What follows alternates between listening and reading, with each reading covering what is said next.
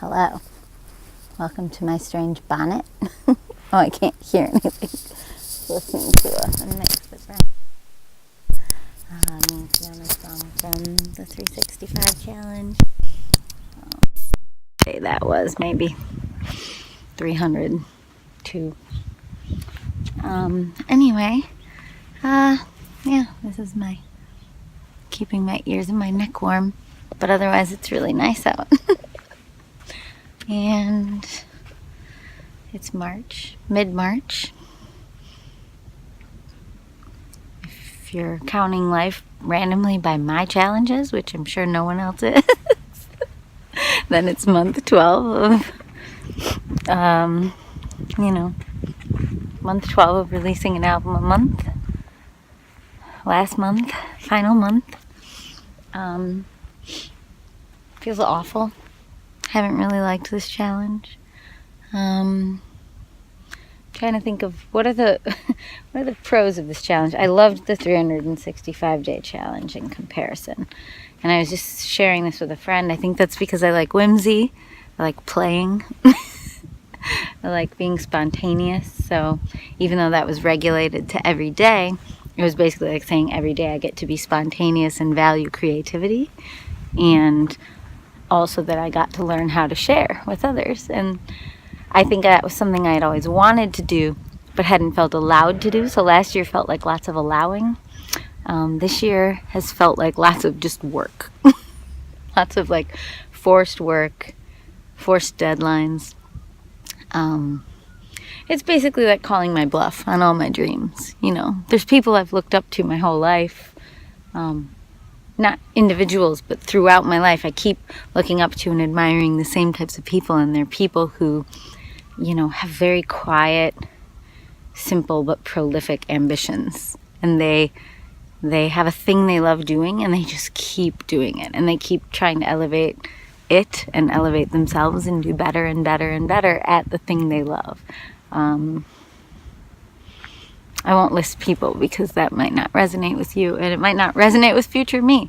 But, people who just keep trying to be their best. It's a very Asian culture concept that I think I misunderstood in our American culture. Not to generalize whole cultures, but, do your best. The way I was taught it somehow made me think it was all competition. And then when I avoided competition in my early years into adulthood, I avoided doing my best. So it's a strange, when I was a kid, I did like up to 10 piano competitions a year. And so doing my best was competitive, but it also made me excel at a skill and learn a skill. And in adulthood, I haven't done anything similar to learning an instrument to the level of getting into a classical piano conservatory or music conservatory for piano. I haven't done anything that level of constant work towards a skill in adulthood. Maybe until these past 2 years. And obviously these past 2 years are a very haphazard way of doing it because I made the challenges up myself, but it's the first time I really have, as an adult human, said, I'm going to grab the reins and I'm going to recognize what are my areas of weakness on something that I'm passionate about and how can I try to improve them. And so one of my biggest areas of weakness was only liking the beginnings and middles of process and not being willing to move towards endings of process very frequently, and not, I don't know, maybe I was hoping I would enjoy, and maybe I was hoping there'd be a sense of allowing myself to finish albums, but it hasn't really been that. trying to give you different views. I hope it's not making you dizzy. Maybe I'm just trying to have different views. I don't know. Yeah, so this year's challenge, I guess I allowed myself to force myself to do work even if I didn't want to. I allowed myself to like parent myself towards my own best interest, and like to know that all these songs, I could hear things in my head, like little bell parts, or just, you know, it's not that I heard specific notes in my head. I just, when I was writing songs in the 365 and always before, of course I could hear them. I could hear the potential within them to be as interesting as, you know, a Joanna Newsom or a Sufjan Stevens song. But to never do the work on that myself, and then later, you know, also to never attract. Okay, I'm gonna finish this video at my shadow in the shots of nature, because you've seen enough of my face for 2 years if you watch this.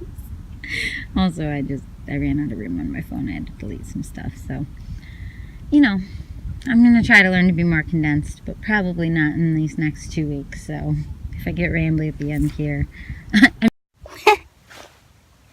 Okay, part 2. Yeah, long story short, it's nice to have help. Brian's been doing some producing for me and mixing and arranging, and it's kind of mind-blowing to have help and someone else's vision in areas that I thought I knew things, but it turns out I really kind of don't. Like, I have a playful quality with adding layers, but I don't know how to do it in like a professional or sophisticated way. And yeah, it's really cool to bounce ideas with someone, especially if it's someone you love, and he's good. So anyway, he's working on the Friendship Volume 47, which is the last one. Again, I will reiterate, anyone who figures out why the volume numbers are what they are, I will give you $5 or a cookie. I don't know if that's what I really promised before. There you go. There's the lighthouse. I gotta get to work soon. It's actually a Monday morning, but I start my work days in the middle of the day and go till like 9 at night. So Monday mornings are like the end of my weekend. Anyway, hope you have a lovely day. This is Grand Haven. There's some ice melting. A great thaw. There's some things that look like mini sand dunes, but they're all ice mountains. There's real sand. This will be a super packed beach eventually.